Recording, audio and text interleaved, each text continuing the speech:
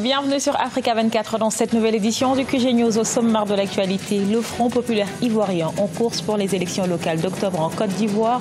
Un scrutin qui a valeur de test pour le principal parti d'opposition en vue de la présidentielle de 2020. Afin de promouvoir l'autonomisation de la femme, la CEDEAO va lancer le 1er octobre prochain le réseau des femmes entrepreneurs de la zone, un projet financé par la BAD à hauteur de 8 millions de francs CFA. Et la première édition du Salon des technologies et de l'innovation s'est tenue ce 1er septembre à Lomé. Une rencontre qui vise à simuler l'esprit de créativité des jeunes Togolais et mettre en lumière des réalisations technologiques. Après son boycott des élections locales de 2013, le Front populaire ivoirien compte bien prendre part à celle du 13 octobre 2018. Dirigé par son actuel président Pascal Affi-N'Guessan, le principal parti d'opposition aura des candidats dans une quarantaine de circonscriptions électorales en alliance et en individuel par endroit. Reportage de notre correspondant Olivier Diakotan. En Côte d'Ivoire, le FPI, Front populaire ivoirien, présentera des candidats dans une quarantaine de circonscriptions électorales lors des municipales et régionales d'octobre 2018. Une annonce faite devant des centaines de militants par son président Pascal Affi-N'Guessan, lui-même candidat au conseil régional de Bongouanou, sa ville natale située à l'est du pays. C'est une opportunité pour reprendre pied dans les institutions locales, pour améliorer notre positionnement au niveau national, pour trouver d'autres espaces pour faire connaître nos projets, pour aller à la rencontre des populations et pour nous appuyer sur ces élections locales pour préparer 2020. Le Front populaire ivoirien ira également à ces élections locales en alliance avec son nouvel allié, le Parti démocratique de Côte d'Ivoire. Un tandem qui pourra récidiver pour la présidentielle de 2020. Et Pascal Affi-N'Guessan appelle au rassemblement au sein du FPI pour la reconquête du pouvoir d'État. Il n'y a plus de raison que le FPI soit divisé et nous espérons que dans les jours à venir, nous allons pouvoir nous retrouver pour consolider l'unité du parti. Et c'est pour cela que la rencontre qui est envisagée avec la première dame, Mme Simone Yves Gbagbo, est une rencontre importante. En rappel, le Front populaire ivoirien a boycotté les élections locales de 2013. Les municipales et régionales de 2018 sont les premières élections du genre auxquelles le FPI participera après la crise post-électorale de 2010-2011. La crise dans le centre du Mali est à la fois sécuritaire et humanitaire. Plus de 4 millions de personnes auront besoin d'assistance humanitaire en 2018 contre 3,7 millions en 2017. En visite dans le pays, la chef humanitaire adjointe Ursula Müller s'est rendue à Mopti, région où, comme dans plusieurs localités du Mali, des défis humanitaires s'imposent. Aïssa Tobari. En visite au Mali, la sous-secrétaire générale des Nations Unies aux affaires humanitaires, Ursula Müller, s'est rendue à Mopti, dans le centre du pays, pour s'enquérir de la situation des personnes déplacées. Dans cette partie du pays, les besoins humanitaires ont augmenté à raison des violences intercommunautaires et de diverses attaques de groupes armés quasi permanentes. Je suis venue au Mali pour voir par moi-même les besoins humanitaires. Les besoins humanitaires ont augmenté en 2017 et 5,2 millions de personnes ont besoin d'aide humanitaire et de protection. Selon l'Organisation des Nations Unies, le nombre de personnes déplacées à l'intérieur du Mali a fortement augmenté depuis janvier 2018, soit plus de 75 000 personnes à la fin du mois de juillet. Rien qu'à Mopti, le nombre de personnes déplacées est passé de 2 000 à 12 000 entre avril et juillet 2018. Ils ont été déplacés en avril à cause du conflit et des violences intercommunautaires. Ils ont désespérément besoin d'aide humanitaire.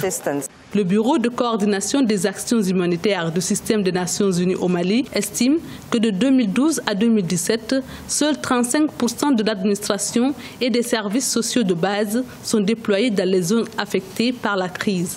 En 2018, plus de 4 millions de personnes auront besoin d'assistance humanitaire contre 3,7 millions en 2017. La communauté économique et monétaire des États de l'Afrique de l'Ouest va lancer le 1er octobre prochain un réseau de femmes d'affaires. Ce réseau de la CEDEAO va contribuer à l'autonomisation des femmes confrontées aux difficultés d'accès au financement. Il s'agit pour elles de mutualiser leurs efforts pour participer davantage au développement. Reportage de notre correspondant Olivier Conan. vers l'autonomisation des femmes de la communauté économique des États de l'Afrique de l'Ouest grâce à un réseau de femmes entrepreneurs. Elles représentent près de 50% de la population totale, mais sont confrontées à des difficultés d'accès au financement. La CEDEAO veut donc impacter 50 millions de femmes par la création d'un réseau dédié aux femmes d'affaires. Nous avons des axes d'intervention dans ce domaine, notamment à travers des programmes d'accompagnement pour les femmes qui sont dans la transformation des produits agricoles, en termes aussi d'accompagnement pour la prise en charge de quelques problèmes liés à la santé reproductive des femmes, comme notamment le problème de la fistule obstétricale dans la région. Pour y arriver, la Fédération des femmes d'affaires entrepreneurs fédère les compétences féminines dans les 15 pays de la CEDEAO. La Banque africaine de développement apporte un financement de 8 milliards de francs CFA. Nous faisons des ateliers, des formations, des renforcements des capacités pour que les femmes entrepreneurs puissent encore s'aguerrir du management et que celles qui n'ont pas encore osé entreprendre, qu'on les encourage à entreprendre et que c'est par là qu'on peut avoir l'autonomisation réelle et financière de la femme.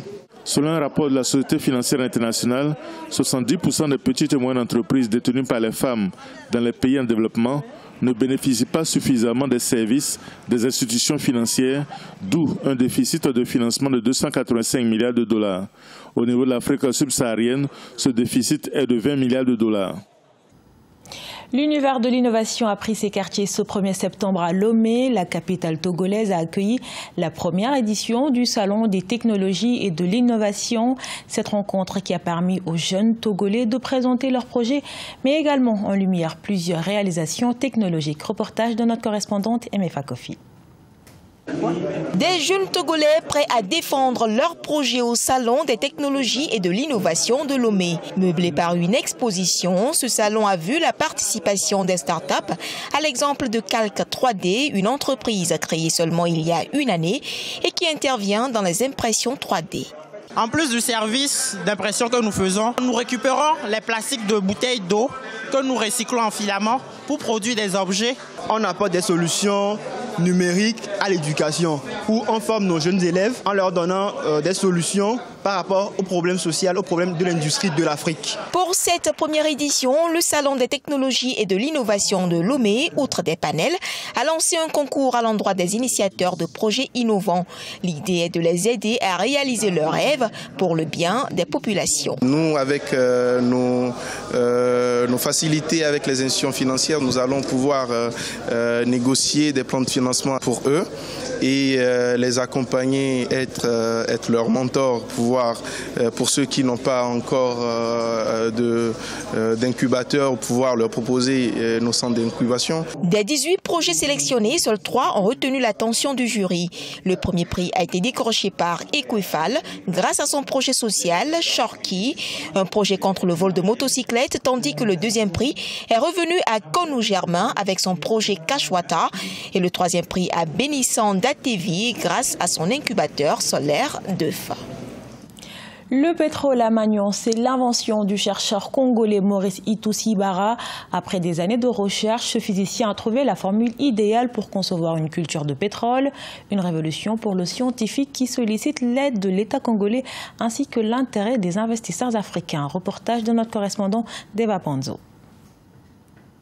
C'est dans son laboratoire, situé dans le 7e arrondissement de Brazzaville, à Talangaï, que le chercheur Maurice Itoussi-Bara produit un échantillon du pétrole à Magnon. Il a aussi réussi à implanter des gisements de pétrole artificiels. Son ambition est de pérenniser les énergies fossiles en les renouvelant dans un laboratoire afin d'éviter leur tarissement. Ce, grâce à la théorie de la physique et la biologie magnétique, grâce à laquelle plusieurs minerais pourraient être renouvelés et implantés.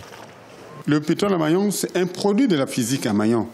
La physique à Magnon a beaucoup de produits, les minéraux renouvelables, par exemple le diamant à Magnon, le diamant, l'uranium, le coltan renouvelable, l'or renouvelable et la platine renouvelable. Selon le chercheur, cette découverte représente une grande révolution scientifique. Il entend contribuer, grâce à la biologie magnétique, à l'implantation des gisements de pétrole à Magnon dans les départements du Congo où l'or noir naturel est inexistant. À partir du laboratoire, nous fabriquons le pétrole du laboratoire qui est un pétrole renouvelable parce qu'un puits a une durée, par exemple, de plus de 2500 ans. Donc en 2500, on aura déjà beaucoup planté. Finalement, on aura en permanence le pétrole pour enrayer beaucoup de choses. Donc voilà un peu, parmi lesquelles les guerres, par exemple, les guerres du pétrole. L'invention du pétrole à Magnon est une découverte qui fera du Congo le premier pays cultivateur de cette denrée. Maurice Toussibara sollicite cependant l'aide des pouvoirs publics pour développer et vulgariser son innovation. Ce journal a été réalisé par l'ensemble de la rédaction. Merci pour votre fidélité. Retrouvez dans un instant une nouvelle édition de l'actualité sur Africa 24.